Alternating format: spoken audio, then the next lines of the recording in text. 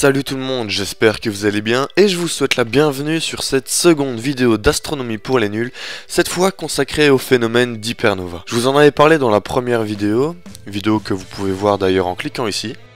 Et je vous avais dit que c'était le niveau supérieur aux supernovas. Ce n'était évidemment pas faux, mais je vais vous donner plus de détails ici. Alors une hypernova, c'est la mort d'une étoile, mais d'une étoile immense, juste gigantesque. Elle suit exactement les mêmes phases que les supernovas de classe 2. Alors pour résumer, lorsque le carburant de l'étoile vient à manquer, les pressions gravitationnelles font s'écraser l'étoile sur elle-même en un phénomène que l'on nomme effondrement gravitationnel. Et lors de cet effondrement extrêmement rapide, les couches supérieures de l'étoile vont créer de nouvelles réactions nucléaires qui elles-mêmes vont créer de la pression au niveau du noyau de l'astre et cette pression va être relâchée extrêmement rapidement en éjectant les couches supérieures de l'étoile, ce qui va former l'explosion. Alors je vous rappelle que vous pouvez voir plus en détail de nouveau dans l'épisode précédent. Une hypernova, c'est donc une supernova de classe 2 mais en beaucoup plus puissante. C'est bien simple, une seule hypernova développe une puissance, ou autrement dit développe une énergie équivalente à 100 supernovas qui exploseraient en même temps au même endroit. Ce n'est pas pour rien que les hypernovas ont été élus comme étant les explosions les plus puissantes que notre univers connaisse, après évidemment l'explosion du Big Bang qui aurait formé notre univers. Une explosion d'ailleurs dont je vous parlerai probablement dans un autre épisode. Et les hypernovas, contrairement aux supernovas, laissent obligatoirement un trou noir derrière elles. Donc je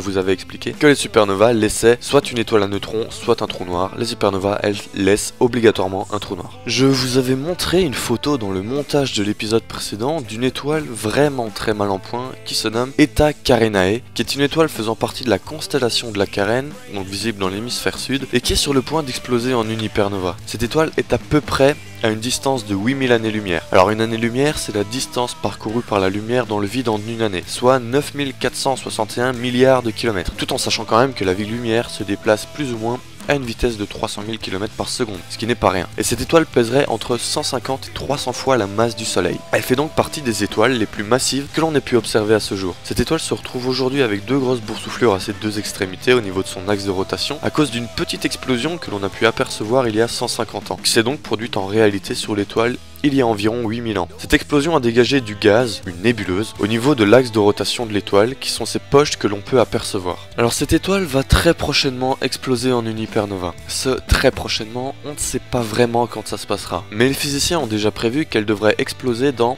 au maximum, 150 000 ans. Ce qui est, à l'échelle universelle, vraiment très court. Elle pourrait peut-être déjà avoir explosé, mais on ne peut pas le savoir tant que la lumière ne nous parvient pas. Beaucoup de télescopes restent donc en permanence braqués sur elle, puisque, en plus de pouvoir voir une hypernova, on aurait le privilège d'assister presque en direct à la formation d'un trou noir. Les hypernovas sont très rares puisqu'il y en aurait dans notre galaxie la Voie lactée uniquement une tous les 200 millions d'années. Cette rareté est due au fait que des étoiles de cette ampleur sont également extrêmement rares. Et je ne pouvais parler des hypernovas sans parler du phénomène de sursaut gamma qui accompagne obligatoirement une hypernova et donc la création d'un trou noir supermassif. Ces sursauts sont de brèves bouffées de rayons gamma, ou ça peut être également du plasma, qui s'échappent au niveau de l'axe de rotation de l'étoile qui se meurt à une vitesse très proche de la vitesse de la lumière. On peut en observer partout dans l'univers tellement ce phénomène est puissant. Un sursaut dure entre 0,1 seconde et quelques secondes. Ces sursauts gamma libéreraient une énergie colossale équivalente à l'énergie que déploieraient toutes les étoiles d'une galaxie. Donc si un sursaut gamma dure une seconde, il libère autant d'énergie que toute une galaxie en une seconde. Alors voilà, ce fut un épisode plus court que le premier, mais je pense avoir tout dit à propos des hypernovas. Comme d'habitude, si vous avez des choses à rajouter, n'hésitez surtout pas à les faire partager et à vous abonner si le cœur vous en dit. Quant à moi, je vous dis les gars, ciao ciao et à la prochaine. Et je vous souhaite également de bonnes fêtes de fin d'année.